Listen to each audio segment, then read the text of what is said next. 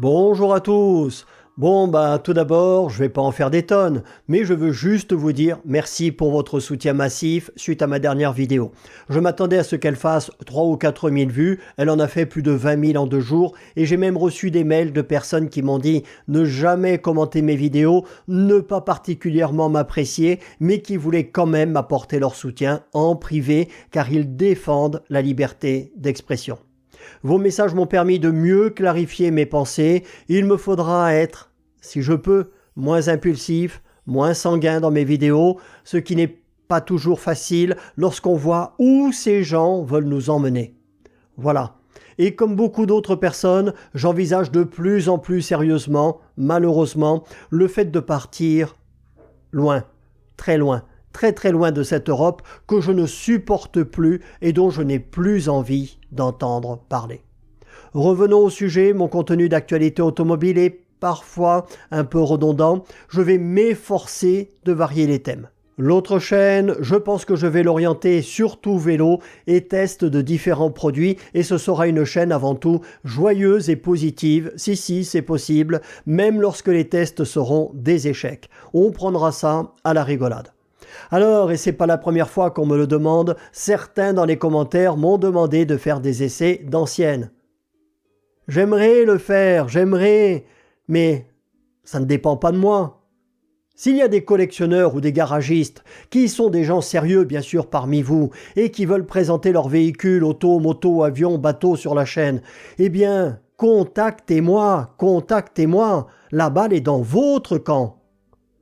Vous avez peut-être vu passer l'info, en 2 ans l'Allemagne a supprimé 19 ZFE, oui, dans des grandes villes, mais en conserve 37 d'actives quand même, et comme ils n'en sont pas à une bassesse près, en guise d'accueil, les touristes qui se rendent dans l'une de ces 37 ZFE doivent s'acquitter d'une vignette critère de 17,50 €, et bien sûr ça donne des idées à de nombreux autres pays européens. Ben voyons, tant qu'ils peuvent continuer de nous faire les poches, pourquoi s'en priver? Moi, j'ai été très réconforté par les dernières vidéos d'Aldostérone, qui lui aussi va quitter l'Europe, car il ne supporte plus ce climat d'insécurité, d'escrologie, d'oppression et de pensée unique décadente qui règne ici. La Renault 4 e-Tech, ils sont tellement ridicules qu'il vaut mieux en rire qu'en pleurer. Alors vous me direz si ça vous convient mieux comme ça ou pas, on va bien sûr s'appuyer sur un article de l'Argus cette fois-ci, mais au lieu de le lire et commenter, je vais résumer et commenter. Car pour moi avec cette auto, ils sont complètement à côté de la plaque et pas du tout dans ce que demandent les consommateurs. Alors premièrement, que demandent les consommateurs ? C'est une bonne question, parce que parfois, et ça me fait sourire, j'en entends certains me dire « ça c'est une voiture pour la ville ». Ah bon? Donc toi tu as une voiture pour la ville, une autre pour le périurbain, une troisième pour les moyennes distances, une quatrième pour l'autoroute, une cinquième pour partir en vacances en famille, une sixième pour lorsque tu as quelque chose d'un peu encombrant à transporter et très certainement une sportive et un cabriolet en plus pour te faire plaisir. C'est ça? Eh bien désolé, mais moi je n'ai ni les moyens ni la place d'avoir tout ça. Une seule voiture doit pouvoir me servir à tout et ça me paraît logique. À la limite, j'y pense parfois, si je devais en acheter une seconde, ce serait une Mustang, une 2014 ou 2017 avec le V8 Coyote, mais en avoir 8 ou 9. Comme toi mon ami, comme toi. Eh bien je ne peux pas. Article de l'Argus du 4 mars 2025, écrit par Vincent Foultier. Ils nous disent qu'à partir du 12 mars, on aura la chance de pouvoir enfin commander notre Renault 4 e-Tech qui sera disponible à partir de 29 990 € plus les options. À finition égale, elle sera vendue 2 000 € plus cher que la R5, oui bien sûr, pas de souci, dont elle partage la plateforme, les batteries et les motorisations que je vous ai affichées à l'écran. On verra le détail des prix après. Avec la grosse batterie de 52 kWh, les chaînes indépendantes ou pro-électriques avaient mesuré une autonomie réelle sur autoroute totalement ridicule de 150 à 155 km avec la R5 en se contentant la plupart du temps de rouler à la vitesse constante de 110 km/h. Ah bah oui, c'est ça le modernisme. Tu oublies les 1000 km d'autonomie, hein, s'il te plaît. De toute façon, tu n'as rien à faire aussi loin de chez toi.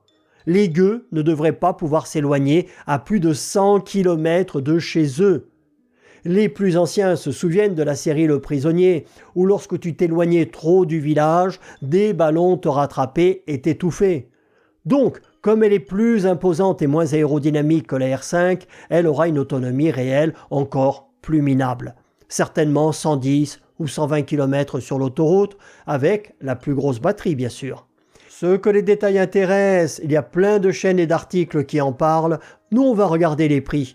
Je vous affiche le tableau qui vont, hors option bien sûr, de 29 990 à, tenez-vous bien, 37 490 € pour la version haut de gamme spéciale Bobo parisien avec sa sellerie pied de poule en tissu recyclé et ses roues parisiennes. Oui, c'est leur nom.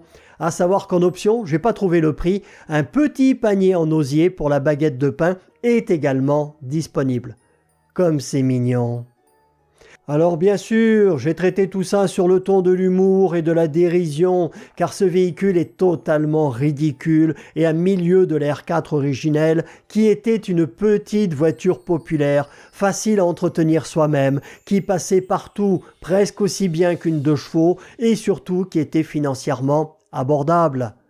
Là, on est en plein dans le Boboland, chez les castors donneurs de leçons déconstruits qui n'acceptent pas qu'on puisse, ne serait-ce qu'une seule seconde, penser différemment qu'eux. Elle est mignonne, mais ce que représente cette voiture, eh bien, ça me dégoûte. Elle me dégoûte. Et je me pose une dernière question.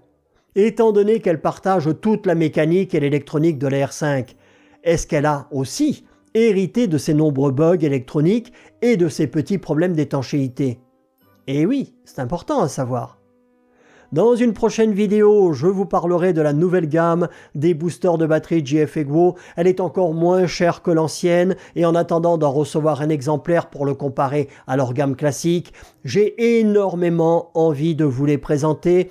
Et je précise, comme il y a toujours des mauvaises langues pour prétendre tout et n'importe quoi, que ce sont des vidéos que je décide de faire moi-même. Oui, voilà, moi-même, tout seul, et que je ne suis pas payé pour ça. Au contraire, elles me font perdre de l'argent car elles font moins de vues que les autres. La prochaine vidéo, ne la loupez surtout pas. C'est celle que je voulais sortir aujourd'hui. Ça va au-delà de ce que je pensais imaginable. C'est pas en France, mais c'est juste à côté et ça va arriver chez nous. Et moi, je vais appeler au boycott de cette enseigne. Ce qu'ils font est à la fois honteux et ignoble. On en parle avant la fin de la semaine. Salut à tous et merci pour votre soutien et votre fidélité.